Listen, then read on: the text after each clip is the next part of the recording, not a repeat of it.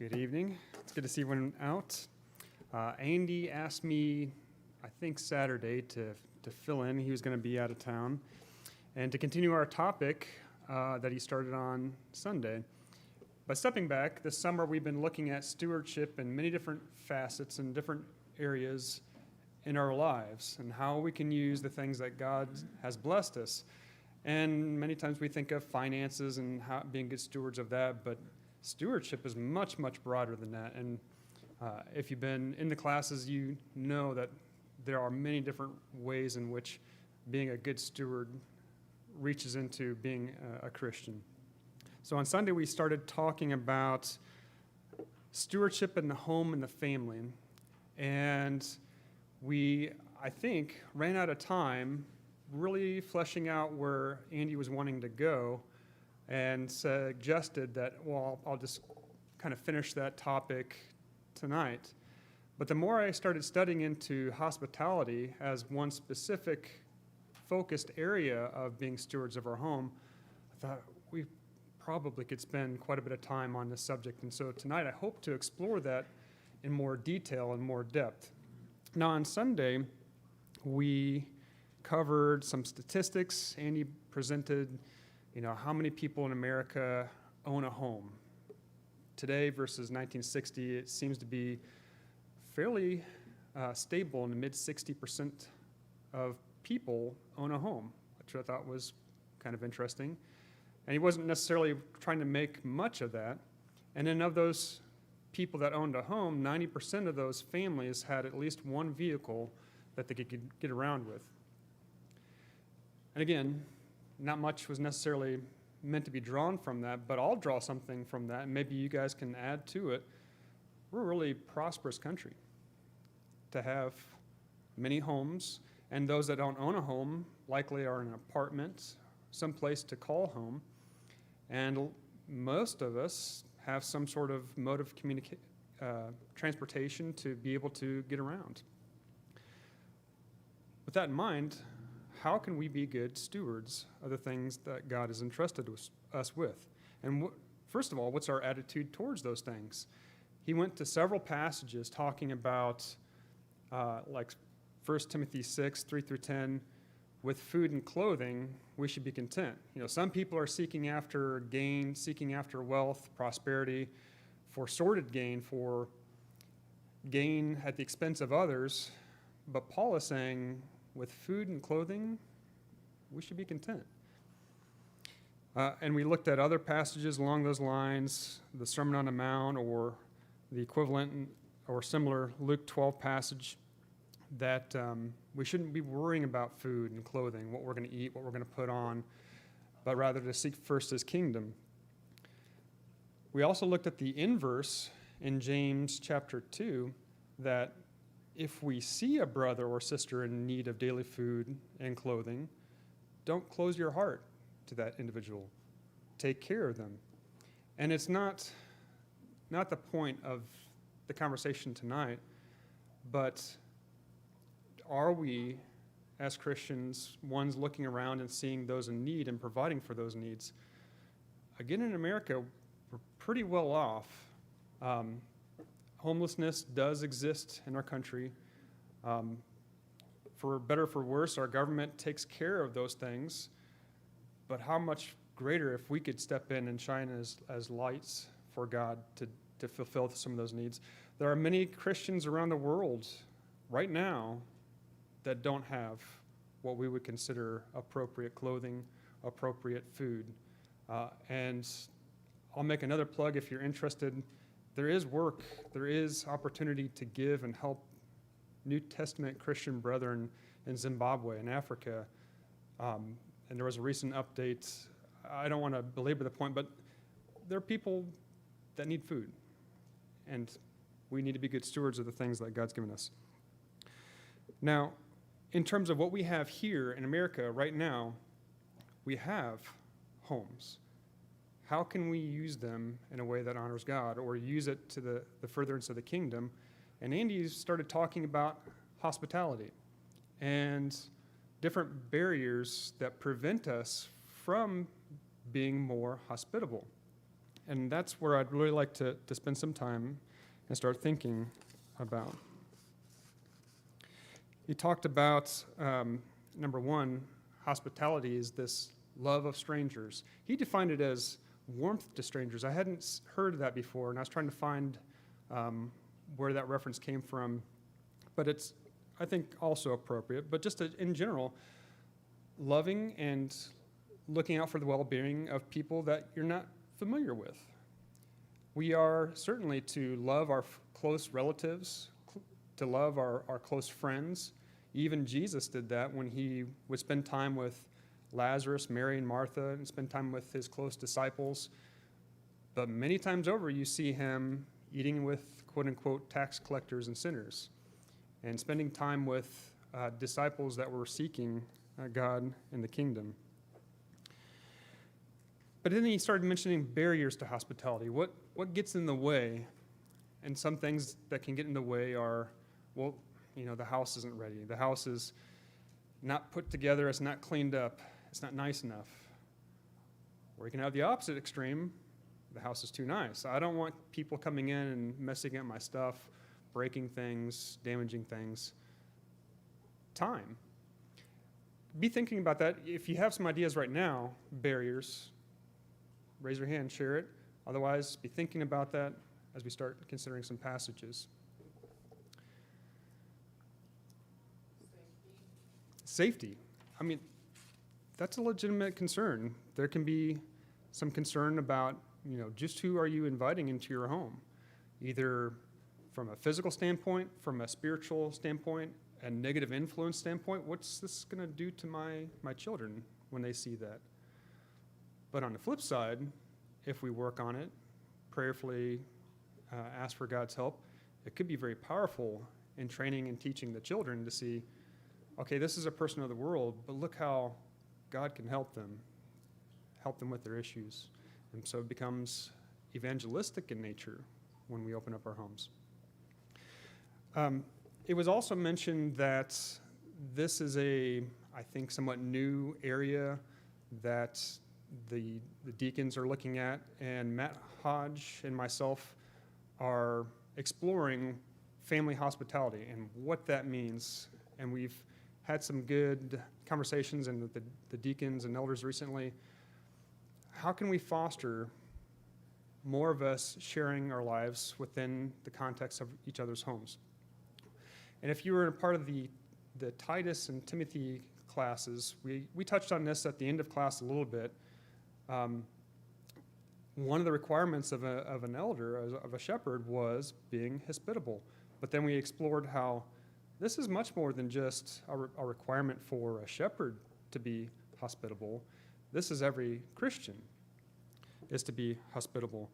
And then even Andy explored some passages that it's commanded. And I think that's where we need to change our mind, change our focus, and readjust and realize this really isn't optional. We need to be lovers of strangers. We need to love other people enough to share our homes with them, to share our lives with them, to share the gospel with them. Matt and I have talked a little bit, and then just recently he passed along a book to me, and I started looking through it and found some interesting things. More or less, I found it to be pretty good, called the Hospitality Commands, and I can share that with you later. And I'm using it loosely as an outline, basically to hammer through some passages to look at. But they gave an example early on in the book about how this is something that's sorely needed. It was almost a hallmark of the early church for many centuries. And something seems to have happened more recently in America where it's just not as common as it once was. In the first century, there were not church buildings that people met in. They met in people's homes. They met in the temple, and they met in people's houses. And Andy mentioned all the house-to-house passages in Acts, but there are even more. It's also directly connected with many love of the brethren passages that we'll see. There was a quote in AD 96 by Clement that said, indeed there was, and this is AD 96, indeed was there ever a visitor in your midst that did not approve your excellent and steadfast faith, or did not proclaim the magnificent character of your hospitality? He gives an example in the book about how people had attended a congregation for a long time, I think over a year or so, and they were never invited over. And how that was, I think, hurtful to not feel included. It was difficult to connect with people. And then we've seen it for ourselves, having a couple over that had been part of our congregation for quite a while. And we were the second person to have them over, and they found it difficult to assimilate and get to know one another. I hope that's eye-opening, and that we can consider ways that we can stimulate one another to love and good works in this way. It's also interesting that there are commands to show hospitality by Jesus, Paul, Peter, John, and the author of Hebrews. There's something to this. I mentioned it's directly tied to brotherly love. And in the early church, when a lot of persecution was going on, this was something that was really needed in order to strengthen and encourage one another. John 13, Jesus says in verses 34 and 35, "By this all men will know that you're my disciples if you have love one for another. If you love one another as I have loved you." There's the love that we show each other is supposed to be evangelistic. It's going to be a characteristic trait that shows us that we are his disciples.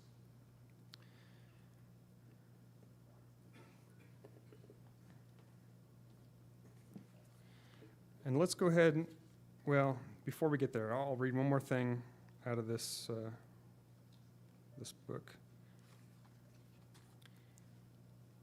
Hospitality in the church today. I don't think most Christians today understand how essential hospitality is to fanning the flames of love and strengthening the Christian family. Hospitality fleshes out love in a uniquely personal and sacrificial way. Through the ministry of hospitality, we share our most prized possessions. We share our family, home, finances, food, privacy, and time. Indeed, we share our very lives. So hospitality is always costly. Through the ministry of hospitality, we provide friendship, acceptance, fellowship, refreshment, comfort, and love in one of the richest and deepest ways possible for humans to understand. Unless we open the doors of our homes to one another, the reality of the local church as a close-knit family of loving brothers and sisters is only a theory. A cold, unfriendly church contradicts the gospel message. Yet unfriendliness stands out as one of its most common criticisms people have of local churches. It doesn't take people long to figure out that there is a quote-unquote churchy love among Christians that ends at the back door of the sanctuary or in the parking lot. It is a superficial Sunday morning kind of love that is unwilling to venture beyond the walls of the church building. Now, I say that with a caveat because I know many of you do open your homes, and I'm not criticizing that. I hope this will foster some good thoughts and discussions about how we can excel still more.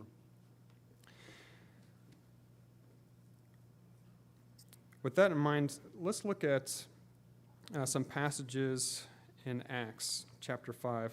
We touched on this already, and let's consider different ways in which opening our homes is evangelistic in nature.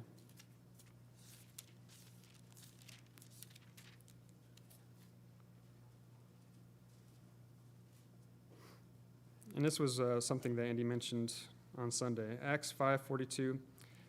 "And every day in the temple and from house to house, they kept right on teaching and preaching Jesus as the Christ."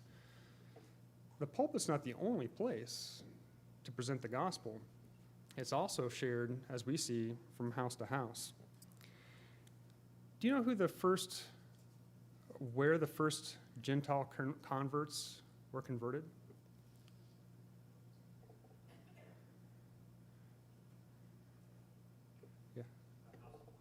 the house of Cornelius. It was his house. It's interesting. The gospel was preached to the first group of Gentiles, Cornelius, and he invited his close friends and family members, brought them into his home to hear a message.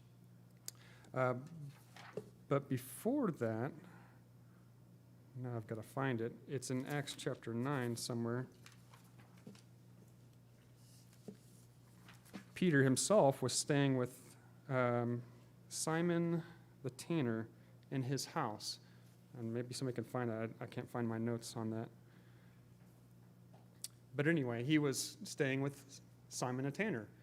Can you imagine being a host to the Apostle Peter? And what great privilege that would have been to do such a thing.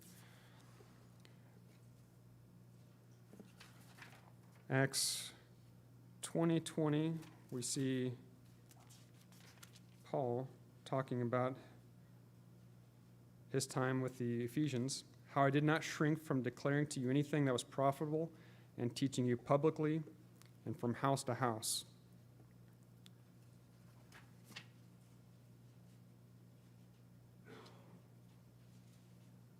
Now there's, another one, Acts 18:27 and 28. That's not right.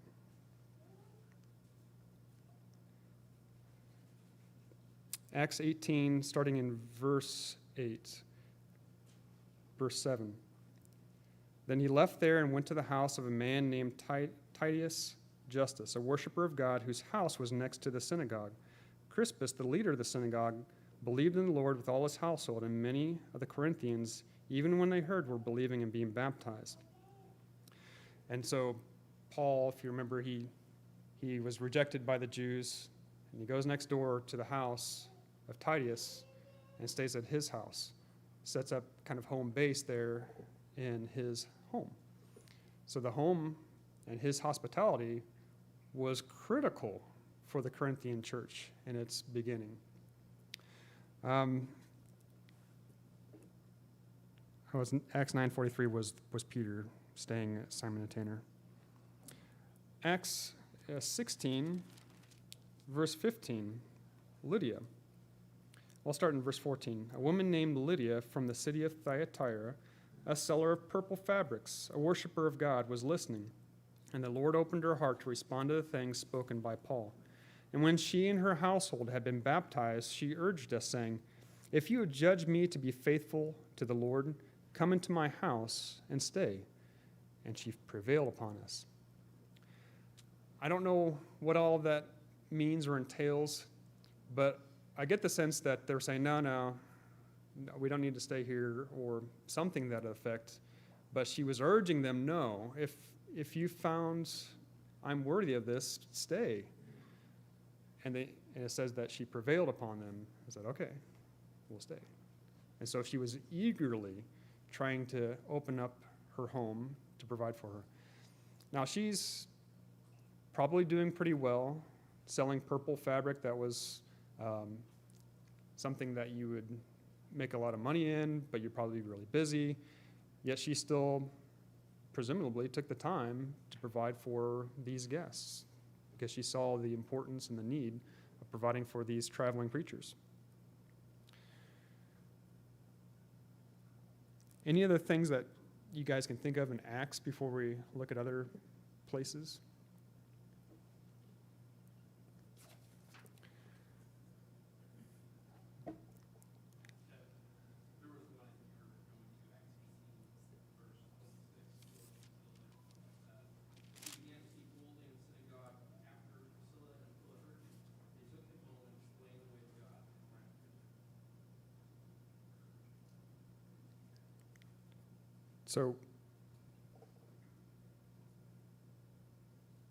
So they took him aside. Was that showing hospitality? I'm sorry, I was trying to follow that. Oh, was it their home? I missed it. 26.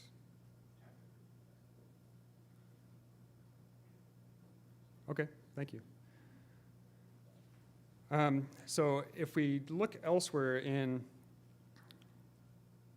or consider, we'll just talk about it. Luke 5:29. Remember Levi or Matthew, one of the apostles. He said he gave a great big reception, and he was inviting the sinners and tax collectors. Just another way in which we can invite those who need to know about Christ. And then, for that matter, do we know, how well do we know our next door neighbors? Have we invited them in? Have we shared the gospel with them? I know for me personally, that's something I need to do. There are neighbors that I've never had in the house before that would be great to share a meal. Let's go to Luke 14, please.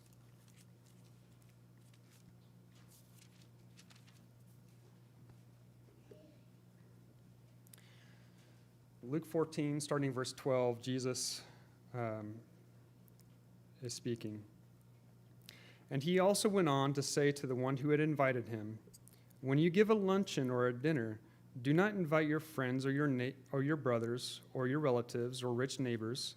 Otherwise, they may also invite you in return, and that will be your repayment.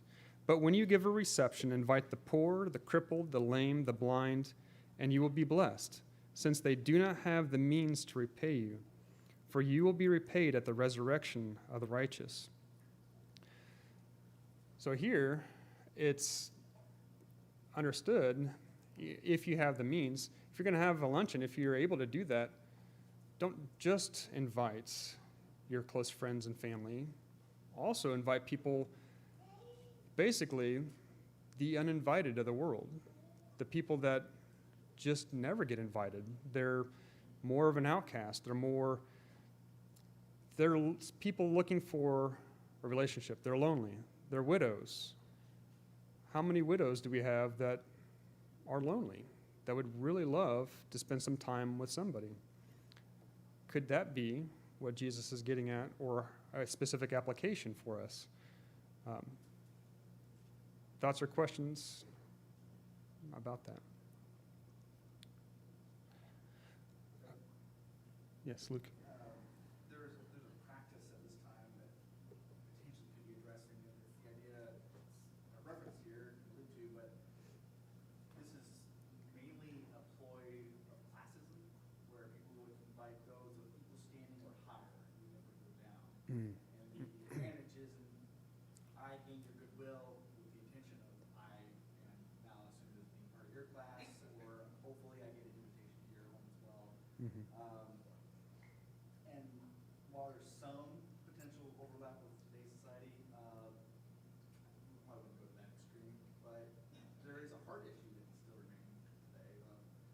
I'm only inviting you because I anticipate I'm going to get something out of it, whether it's There's something in or, there's something in it for me, versus Jesus saying your focus needs to be on the other person. It's very good. Continuing on, yes, go ahead.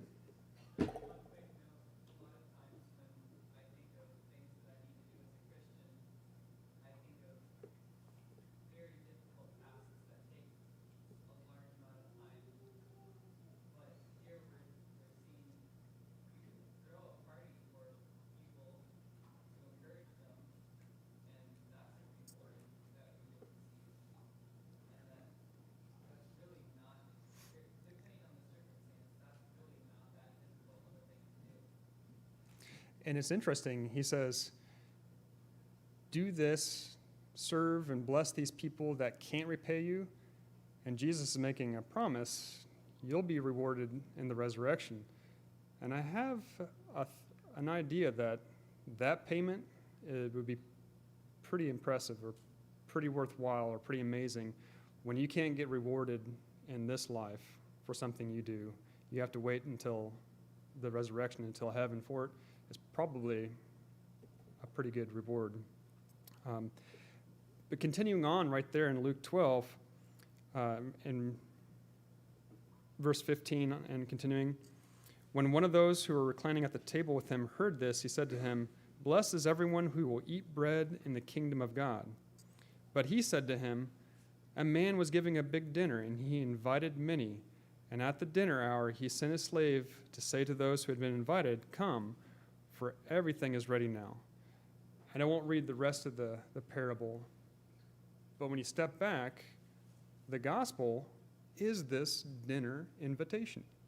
Christ and God are extending an invitation, being hospitable, wanting this relationship, wanting people to come into his house for this eternal visit. And we can practice that invitation to others by opening up our own house.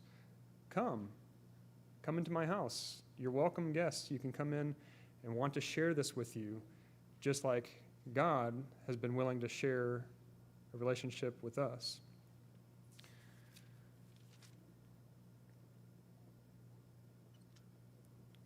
And then in Matthew 10 through 16,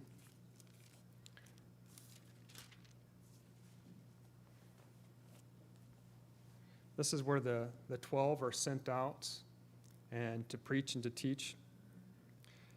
And Jesus says to them in verse 10, or let's go back to verse 9, do not acquire gold or silver or copper for your money belts, or a bag for your journey, or even 2 coats, or sandals, or a staff, for the worker is worthy of his support. And whatever city or village you enter, inquire who is worthy in it, and stay at his house until you leave that city. As you enter the house, give it your greeting. If the house is worthy, give it your blessing of peace. But if it is not worthy, take back your blessing of peace. Whoever does not receive you nor heed your words, as you go out of that house or that city, shake the dust off your feet. And then truly I say to you, it will be more tolerable for the land of Sodom and Gomorrah in the day of judgment from that city. But it's interesting, when I started looking over these passages, like, oh yeah, of course. This idea of hospitality is littered throughout the New Testament, people opening up their homes. And here, whoever these people were in these different places, villages, and cities, they were opening up their home to allow these apostles that were sent out to enter their house and stay with them. But some of them would not, as Jesus would say. Some would be, quote unquote, worthy. They would open their house. Others would not. Continuing on.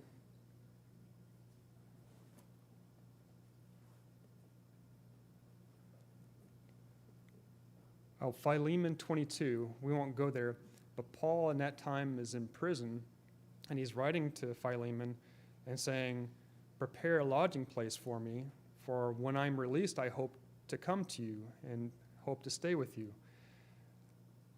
Paul had such a relationship with Philemon, he could essentially invite himself to stay at his place. Can we strive toward having that sort of relationship with brethren, that they could call on us and know that they are welcome to be able to stay at our house? Just an interesting an aside. And then 3 John is another passage we can go to. This is kind of all still on the umbrella of opening our homes in terms of evangelism. 3 John is a letter that John writes to Gaius. In verse 5, it says, beloved, you are acting faithfully in whatever you accomplish for the brethren, and especially when they are strangers, and they have testified to your love before the church. You will do well to send them on their way in a manner worthy of God. For they went out for the sake of the name, accepting nothing from the Gentiles. Therefore we ought to support such men, so that we may be fellow workers with the truth. And if I understand it correctly, these quote-unquote strangers were traveling men preaching the word of God. They were not accepting money, or not getting money from the Gentiles. They needed a place to stay. They needed supported. They needed food and lodging. And then once they leave, help them along their way with travel expenses and whatever else they might need. Again, they were opening up their homes, being hospitable. Steve?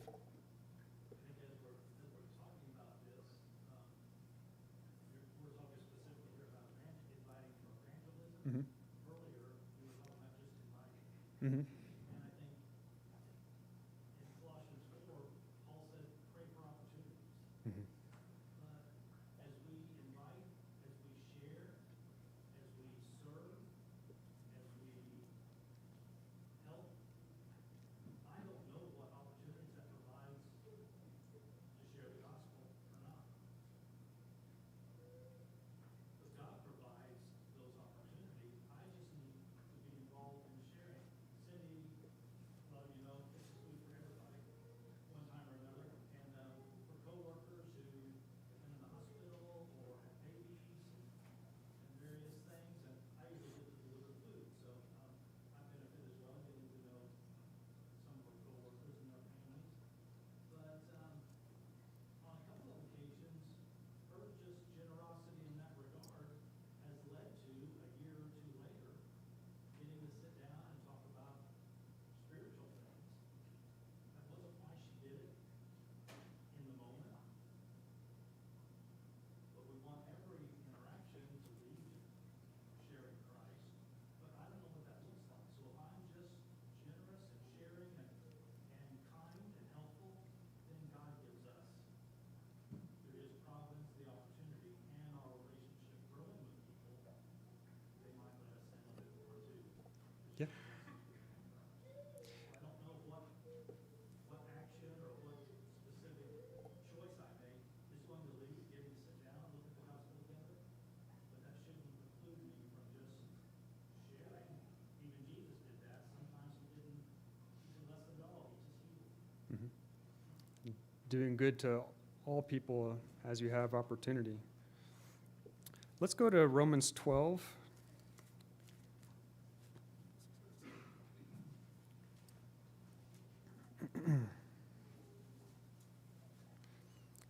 Romans 12, really 9 through 13 is kind of perhaps one segment to be taken together in unison.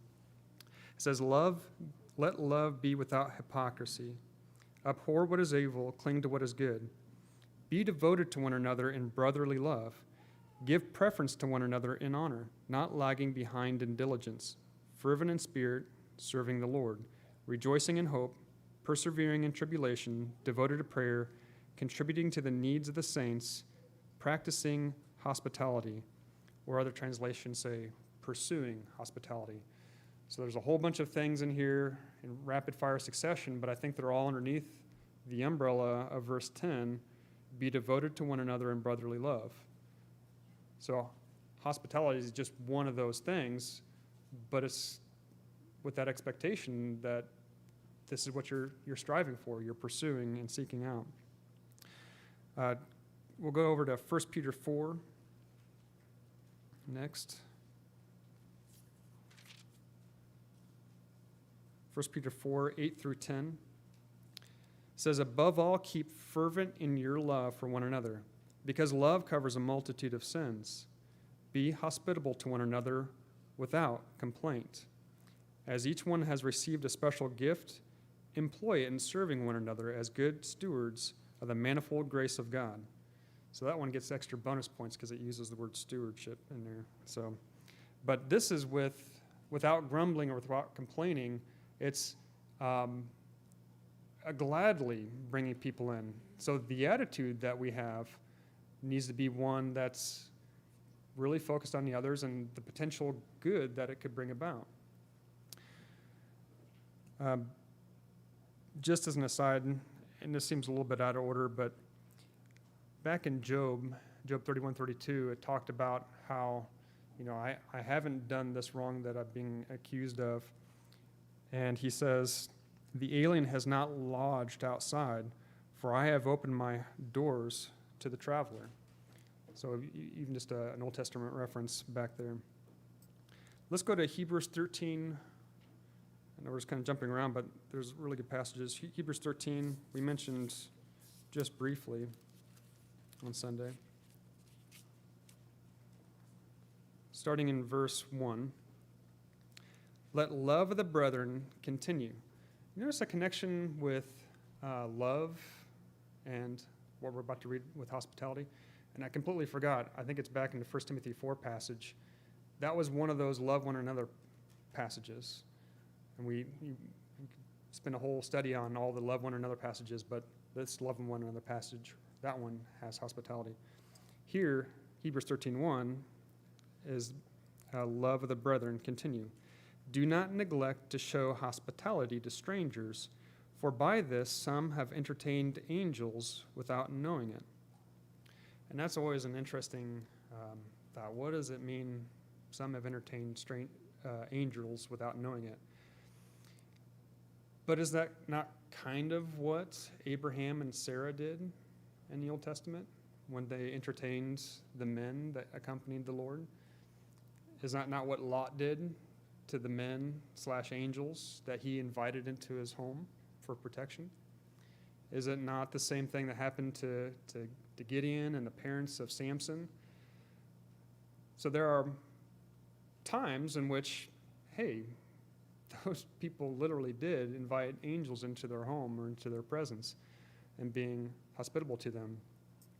That's not to say that you invite people over, you're actually going to be having angels over.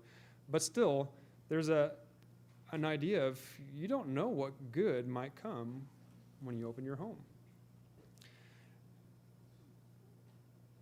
This is an open-ended question.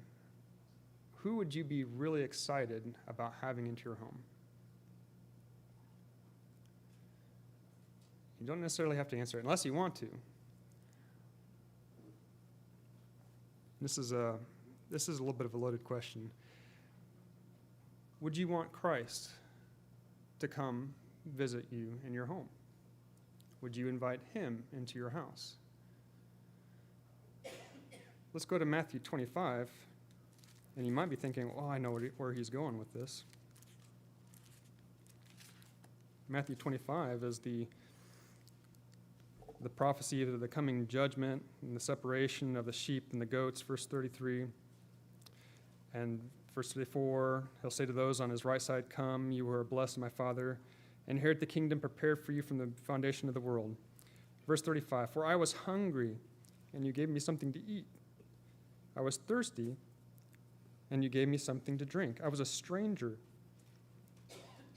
and you invited me in. Naked, and you clothed me. And I was sick, and you visited me. I was in prison, and you came to me. Then the righteous will answer him, Lord, when did we see you hungry and feed you, thirsty, gave you something to drink, see you a stranger? Verse 39, verse 40, the king will answer and say to them, truly I say to you, to the extent that you did it to one of these brothers of mine, even the least of them, you did it to me. So it's in that sense, when we invite in, quote unquote, the least of these brethren into our homes, we're inviting Christ into our homes. And it doesn't get more exciting than that. The flip side is the rebuke he tells those on the other side, I was a stranger and he didn't invite me in. I was hungry and you didn't feed me. I said, when did we see you that way? Well, when you didn't do it to one of these brethren of mine. So there's a strong command here that we really need to be an open people. It is more than hospitality, but it certainly includes it. And then related to this, in Revelation chapter 3,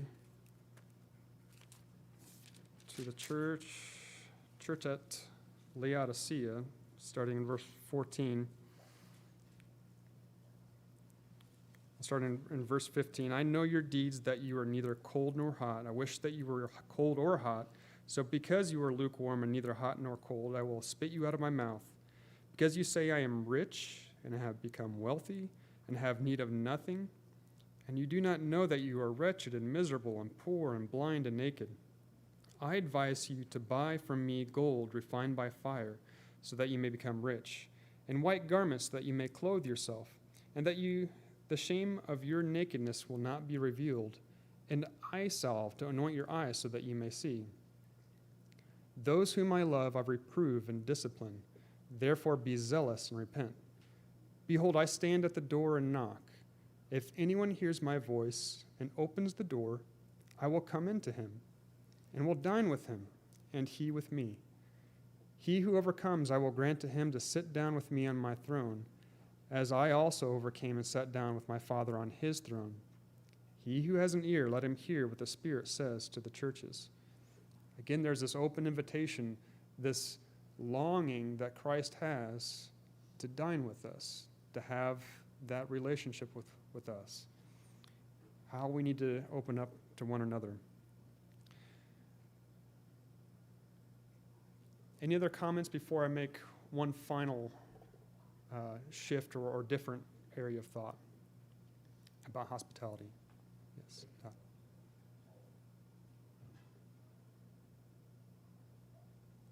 I can't hear you. I'm sorry.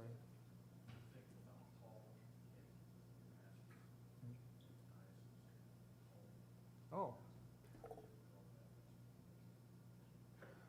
To go visit Paul in the house where Saul at the time? Yeah.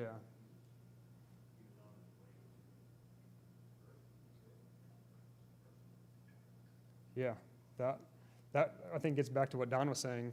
Sometimes there's a safety issue. I don't know if I want to go check out this Saul guy who's persecuting and ravaging the church. Very good. Okay, one more. We've just got a couple minutes.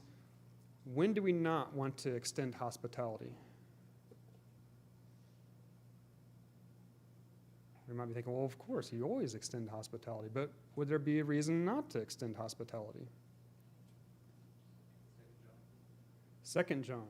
Yeah, so 2 John, let's look at that.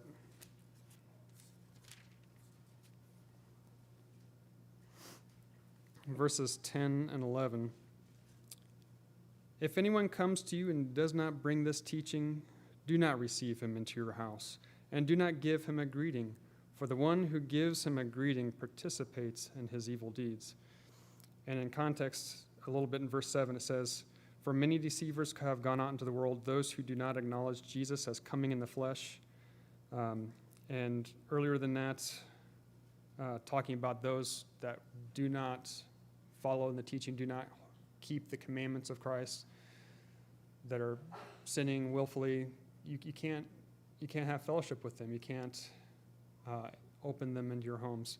And related to that, like the 1 Corinthians 5 passage, a so-called brother who's living in sin, it says not even to eat with such one. So there is restriction, there is boundaries in which we can't be hospitable.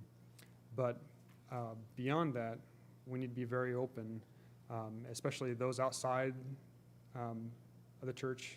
I know we kind of ran really fast on that point. But circling back, any other comments about hospitality that people want to share? Yeah. A lot of my hesitation and desire for hospitality is based on the things that I know because of our culture, but it's interesting to watch Oliver as he's not aware of any of that. And as we walk around, he wants everyone to come into our home. And is surprised that everyone doesn't invite us into their home. Mm-hmm. And will comment on that. And I think that he has maybe not a realistic view, but a view of how things should be if we live in a perfect world. Mm-hmm. So I hope that the takeaway from the lesson is an encouraging and thought-provoking as a really great tool that we could better use as stewards of our homes and our families to open it up for the service of our God and our King. And toward that end, if you have ideas or suggestions about what might that look like if we try to add some structure to that, and I'm thinking in terms of deacon responsibilities, if you're somebody that likes to host people a lot or are interested in doing that more and you want to talk about that, come talk to me, come talk to Matt, and we'll see how we can build on this. So thank you for your thoughts and your attention.